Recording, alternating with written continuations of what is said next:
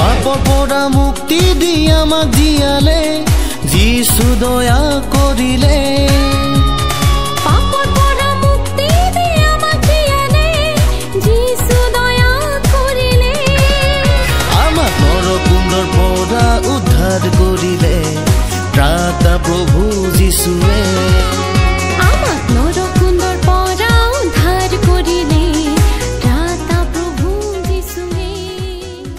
প্ৰভু যীশু খ্ৰীষ্টৰ সৰ্বশ্ৰেষ্ঠ নামত আপোনালোকক অভিনন্দন জনাইছোঁ।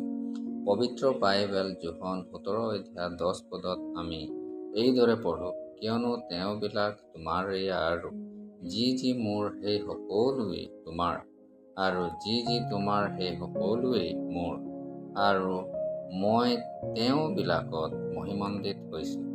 এই পদত আমি পিতৃ ঈশ্বৰ আৰু পুত্ৰ ঈশ্বৰৰ একতা দেখিছোঁ। আমি মনুষ্য ঈশ্বৰক প্ৰেম কৰোঁ আৰু ক'ব পাৰোঁ যে যি যি মোৰ সেই সকলো তোমাৰে, কিন্তু যি যি ঈশ্বৰৰ সেইবোৰ মোৰ বুলি কেতিয়াও ক'ব নোৱাৰোঁ, কাৰণ পিতৃ ঈশ্বৰ আৰু পুত্ৰ ঈশ্বৰহে ক'ব পাৰে, কাৰণ তেওঁবিলাক এক।